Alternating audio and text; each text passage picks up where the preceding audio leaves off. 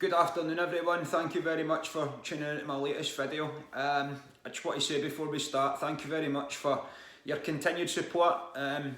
Any donations that's come in as well, I forgot to mention that in the last video, I do apologise, I really do appreciate them also, so thank you very much. I'd also like to say thanks for any new subscribers and any comments that's coming in as well, your words are keenly appreciated. So as you can see from the video, the title of the video rather, it's obviously, I'm going to talk a bit about the Israel-Hamas situation now. I'm approaching this from a completely neutral point of view, a completely neutral perspective. I am not affiliated to neither state. All I want to know is, all I've ever wanted to know is the truth. Because so often I hear people say that no one knows who started it. Well, I don't see how that can be true, because there's a difference between knowing or not knowing and not saying. Now, if you don't know, that's fine. But if you know and you don't say, it's not the same thing, is it? And a lot of people that do know, the reason they don't say it is because they're going to be labelled anti-Semitic. Which is actually a misnomer, as I'll go into. But before I do, I would like to just go back to the start. I think that's obviously, it's a good lesson for any, you want to find out anything, that's obviously a good starting point at the start. Now, if you're not knowledgeable, you don't know roughly where that is, so I'll just speed up to where I could see it started. I mean, you can obviously trace it back further than this, but this is definitely the beginnings of it.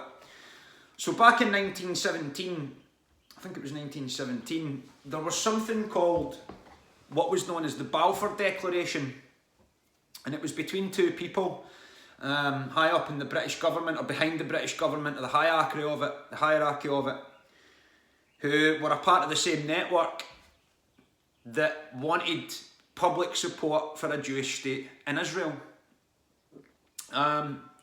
Now this, like I say, this was as far back, I think it was 1917 or 1918, it was round about there. I've got it in a passage here, I'm just going to read it to you in a second. And this public support for a Jewish state in Palestine was going to be the price for the US entering the war, the First World War. Now Woodrow Wilson assured everyone that they weren't going to get involved with this war, because his League of Nations, as it was known at the time, was going to make sure of it. The League of Nations then became the United Nations after the Second World War, but we're obviously still at the First. So this is one of the ways they manufacture consent.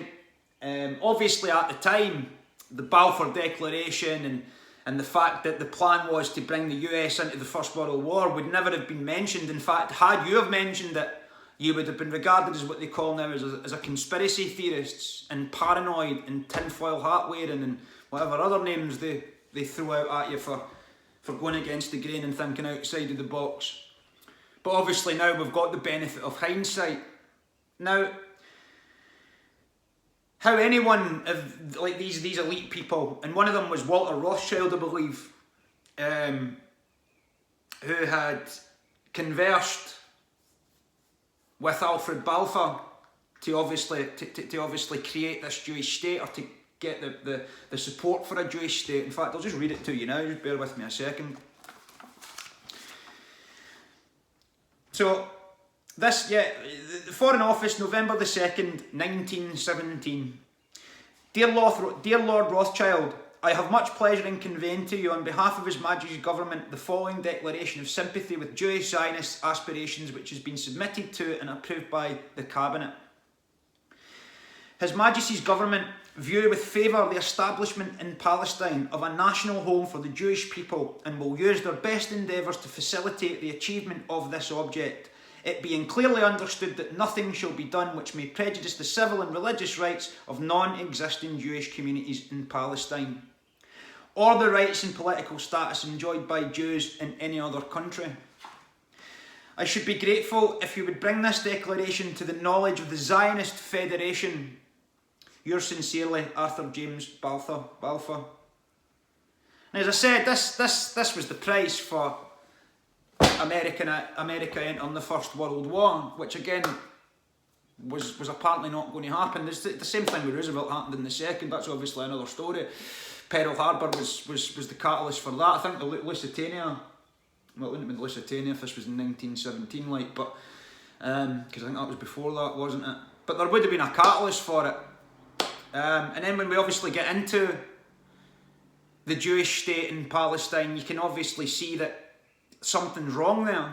Now, I would just like to start by condemning anyone that carries out terrorist attacks, anyone that sets off any bombs, no matter what it's for. I'm going to condemn it, so that any media outlets who may or may not come across this video cannot use the fact that I am supporting Hamas. I am not supporting Hamas, and I'm not supporting Israel.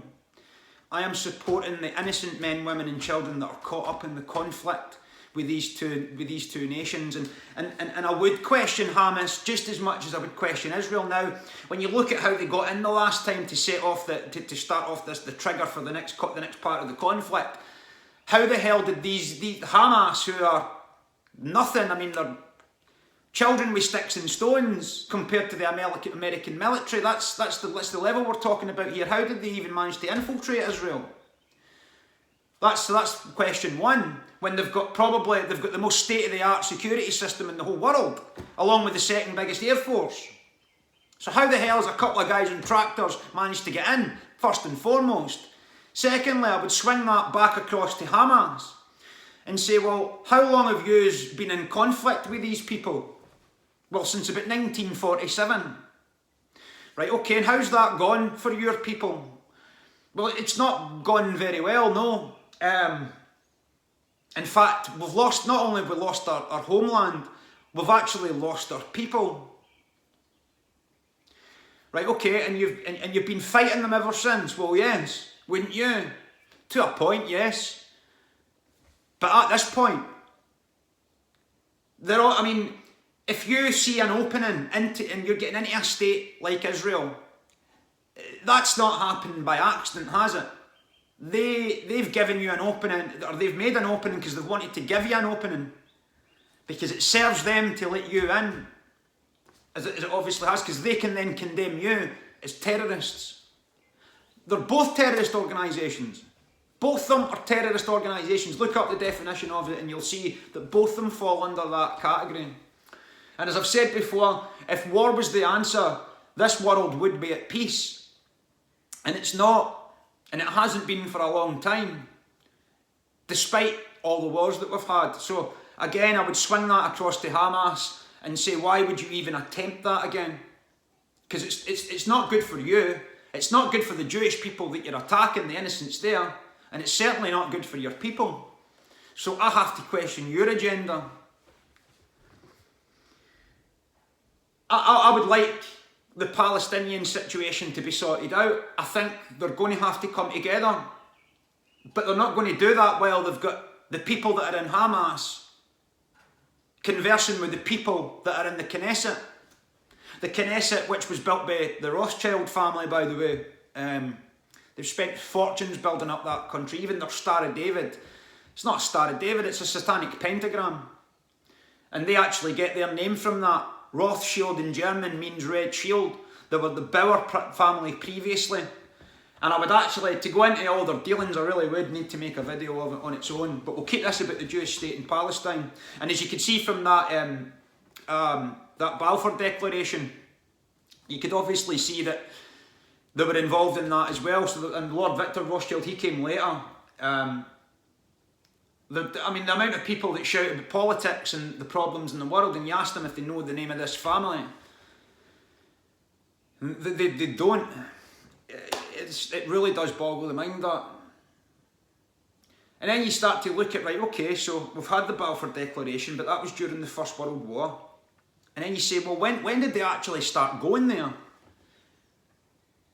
According to the history books, it was actually Adolf Hitler that paid for the first Jewish immigrants to leave Germany and start populating the Palestinian homeland. Now, I would like to ask anyone who calls Hamas terrorists, which they are terrorists, but doesn't call the Israeli government terrorists in the same breath. I would like to ask them if they've ever heard of groups known as the Stern Gang or the Irgun.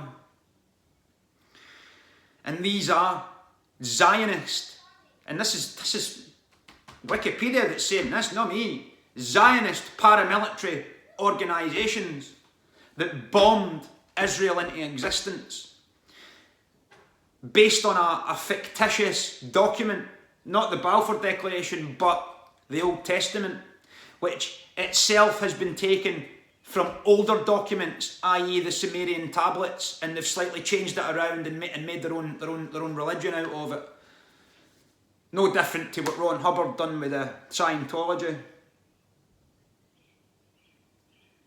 And then they say that they've got the right to be there based on what this book says. And not only have they got the right to be there, but we're going to send in paramilitary organisations to then bomb it into existence.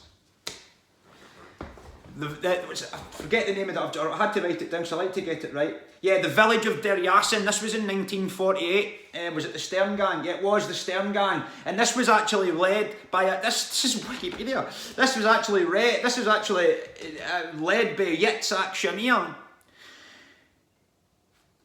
who himself became Israeli Prime Minister. And then there was the Irgun as well. They had another one. What was his guy? Menachem Begin. In fact, he was part of the Stern Gang. Yitzhak Shamir was part of the Irgun. I mean, it doesn't really matter. They both headed up these organisations, and they both bombed this state into existence, killing innocents in the meantime. 200 while they slept, men, women and children. That then forced another 800,000 men, women and children out of the country, because they were then told on mega speakers that if they didn't leave the state, the same thing was going to happen to them, and they obviously knew they'd meant it because they'd done it to sleeping bodies before. I would like to ask people that support Israel and condemn Hamas for terrorist attacks, is what I've just mentioned a terrorist attack? The village of Der Yassin massacre, check it out and tell me in 1948 if that is a terrorist organisation, and how you would feel if someone had come and done that to your village. But this is history, this is the truth, and that's what I'll always speak. And I'm not anti-Semitic for saying it. In fact, as I've said, being anti-Semitic is actually a misnomer, because to be anti-Semitic, you're actually hating on Arabs, because it's overwhelmingly Arab people which speak these Semitic languages, and not enough Jewish people speak it to be considered one of those groups. So the next time someone says to you, you're anti-Semitic, just use the term I always use, well no I'm not, I like Arabs. They look at you like you're crazy because they don't know what you're talking about, but that's why. There's even, I mean, the Encyclopedia Britannica, it says the same, more or less the same thing. There's just not enough people, and not enough Jewish people speak the Semitic languages to be regarded as a Semitic people, which means you cannot be anti-Semitic for hating on Jewish people. There is no alternative term for that. There's just one to cover them all, as I've explained, as a misnomer. Not you should be hating on Jewish people, I'm not saying that. But what I'm saying is that just because you speak the truth and you say that this is wrong and that actually everyone needs to come together as we all do, that doesn't mean to say you're a bad person, does it? Doesn't mean to say you're anti-Semitic, doesn't mean to say you even hate them. It just means that you want what's best for everyone. And then you look at the Jewish people as well. They didn't come from the Dead Sea, they came from the Caspian Sea. The Khazarian people, which came from the Caucasus Mountains. That's where you get Caucasian from. Aryan, there's the Aryan Mountains, the Caucasus Mountains. Caucasian, Caucasus, it makes a lot of sense, doesn't it? And and yet, the media outlets of the world condemn what Hamas are doing, and yet they never ever seem to mention anything about this. Why is that? I just, like I say, it should be about the truth and only about the truth. And that's why I'm neutral here. I'm not supporting, I'm not saying this to benefit the Palestinians. I'm not saying this to benefit the Israelis. I'm saying this to try and benefit everyone. Because I want what's best. I want to try and do my best to try and make this world a better place. And we are at war. There's no doubt about that. It's a different kind of war, yes, but we are at war. And in war, truth is the first casualty. And information becomes as powerful as bullets. And that is what this is. And as I've said before, it's about changing the information that's playing. And obviously when you do that and you start to look at this from a neutral perspective and a different point of view, you can start to see that something else is going on. And like I say, I mean, in Israel, they've got one of the most, in fact, it's not one of the most, it is the most state-of-the-art artificial intelligence security system. So why they would choose to put that there, I'm not sure. Like, they say that's going to be the central point for where the global smart grid's going to be dictated from, and everyone's thoughts are probably going to be monitored for there when everybody's chipped up and all the rest of it. And it's, I mean, honestly, there was a guy in the comments today actually mentioned the film Equilibrium. Absolutely go and watch that film, because that is what it is. That is what's going on here. And I mean, you could go into endless stories about, I mean, I could, there's loads of these. That massacre I mentioned, that's just one example. I just try to give you a brief example because I don't want to get any strikes, and this is the way I've worded it this way because I don't want to come across like I am taking any sides here. I just want to try and get the truth across. And the truth is this: that without the people running Hamas, and without the people like Benjamin Netanyahu running the Israeli government, I think we would have a much better shout at sorting that land out. Because when you look in 1948, and you can just type into Google, Palestine shrinking since 1948, and it'll bring up you'll see the map that it brings up, and it'll show you the size of Palestine in 1948, and I think it jumps to like the 60s or the 70s, the 80s, 90s, and you can see it getting considerably small, and it's just a slither of land now. That's the systematic destruction of a people. And when you look at the start of how it started off with these Zionist paramilitary organisations, how the hell is that not stealing land? If Hamas did that now, what would the world media be saying? What would Julie Hartley-Brewer be saying? Whatever you want to call her. What would Piers Morgan be saying? Exactly. He'd be condemning it. And yet, if you were to be sitting in a room with Piers Morgan and you told him about that, he'd probably get up and walk out. That's a coward that does that. And you're not growing up, and you're not aware. You've not got an awareness. If you can't take on information without walking out of a room because it's so at odds with your belief system, I don't think you should be in that room. Certainly not reading out the news anyway. But that's been the problem, because we've had people like that reading our news out. It's why it's got so skewed and so flawed, man. It's just, it really does, and it's, I know it's difficult not to pay attention to sometimes. You do have to keep an eye on them, but you also have to know, and I know most people do, that they're just mouthpieces for this agenda. Like, and I mean, if I was to say to a Jewish person who was believing that this was right, that, well, actually, your Old Testament is actually taken from Sumerian tablets, and it's essentially a story that's borrowed from older stories, they would accuse me of hate crime for that. So how can that? How's that? How am I a hate criminal for saying that? It's the truth. This might very well even get through because of what I've said about these paramilitary organisations. But you can check it for yourself. I'm not saying anything here, but it's not a secret. They're not trying to hide it, it's there. And then you look at, I mean, the Rothschilds, absolutely, before you even look into that, look into this family and look at what they're involved in and look at how they've funded both sides of wars to manipulate people. So they'll fund both sides so that they know what that outcome's going to be.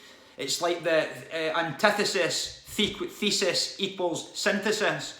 It's Hegelian dialect or whatever it's called. The Protocols of Zion, I think it's in. And it's just this is where it comes from. This is how they manipulate people.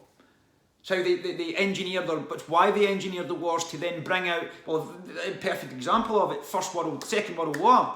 Play two off, communism, fascism, play them off against each other, split them into sides. What comes out of it? State of Israel, the United Nations, among so much more. And not only have they got what they wanted, but we've consented to it. Because when a country's at war, when they're constantly at war, I mean, people in London in 1944 would have had enough, like. And if you'd said to them, look, anything suggestible to them, this is what we're going to do at the end of the war, they would have taken it, because you've had enough. But that's why they do it, because war is, I mean, especially certainly the Second World War was literally hell on earth. That's their channel though. And there's so much to know about the Second World War, and I am going to go into the next video is probably going to be on UFOs, etc. Because there's a lot to know about that as well, and I've read quite extensively on that also, but we'll obviously keep it to the title, I'll just let you know what's coming next. But there's so much to know about this world, and I've said it before, you're never going to learn it all at once. It's not going to happen. You'll never even learn it all in a lifetime. You just need to pick your battles and find out what it is, what you want to learn, what interests you. And listen, I've not got any problem with anyone that wants to follow a Bible or a Quran or anything. If that's what makes you a better person, then who am I to stop you if you're doing that, or to say that you shouldn't be doing that? The vast majority of religious people are obviously peaceful. That said, the vast majority of wars have always been religious, of a religious nature. So there's a contradiction or there's a contradiction in there somewhere, a paradox if you like. But it is quite, I mean, and then you see there was a guy, I don't know if I mentioned it, with regards to, I mean, I think I did, there was that Air Force guy, the American Air Force, he actually said he's selling fires. Horrible video, like, it really is, it's really not nice, but there's a guy that literally doused his selling fuel and set his selling fire. As I said, this might seem, he said this might seem extreme, but it's nothing compared to what we are doing over there. So I don't know how they can sort of manipulate that to say the guy's crazy or whatever. I would imagine they've been having a difficult time with that, and rightly so, because it's true, if you've got American Air Force pilots doing that, then you know they're feeling pretty guilty. And then you look at just quickly, just before we go here, there was a journalist who had gone over to the Jewish state in Palestine. I think it was in 2009. Rachel, I can't remember her second name, terrible with names. Well, anyway, she was an independent journalist that had gone over to protest the Israeli Defence Force, who they were obviously bulldozing Palestinian homes to then create new Israeli settlements. And she went over to protest this. And, you know, people plank in front of things like tanks and stuff to stop them bulldozing. In most places in the world they will stop, but they didn't in Israel, and they actually ran the girl over and killed her. Not only were they not held accountable or held to justice in a court of law, but in a court of law the judge had said that this lady's death was on her because she shouldn't have been protesting about it. So the Jewish state's never going to get condemned. And it's obviously because who's in control of it? It's their country, it's theirs, they own it, they built it, they paid for it, they run it. But not for much longer, because things are changing, there's no doubt about it. I've said every video, it's definitely changing, and they know it. They know it. They absolutely know it, and they should be worried. They really should be, and they will be worried. They will be very, very worried. And you'll start to see their public appearances will become less and less as time goes on, as you're already seeing that now. Love to be a fly on the wall at their dinner table some nights, I really would. But this is just another snippet of a video. It's just to give you snippets of information. People often say to me, you know loads of stuff. I don't. I know bits of information about lots of subjects. It's not the same thing. But I think I've given you enough here to at least maybe get you thinking alternatively, to maybe even want to go and look into this. And then you can obviously make your own decision on what you think about the creation of this, and you'll find out a lot more about it. I mean, there's a David Icke book called The Human Race, Get Off Your Knees. I think it's in that one. It's got everything in it. Brilliant, so it is. That was, like I said, it's the first book I read, and I go back to it often to get information out, because it is such a good book. So that's us come to the end of that. I would like to thank you all for watching again, and I'm actually going live tonight. I don't know if this will be out before I do go live. I think it will. I mean, we tend to talk about these types of things, like the COVID video, the transgenderism, all that. They take hours, like that last one I done as well the other day there, climate change one. They take 4 and 5 hours to load up. Whereas if you do something like the DWP, it's like an hour, if you're lucky. So it's obviously going through the checks, which I would rather it done that, because it saves it getting taken down. I'd like to thank you all for watching again. Thanks for your continued support, kind words, etc, etc. And I hope I can keep doing this for you, and obviously keep you informed. I'll see you on the live stream tonight. Thanks again for watching, and I'll see you on the next one. Okay.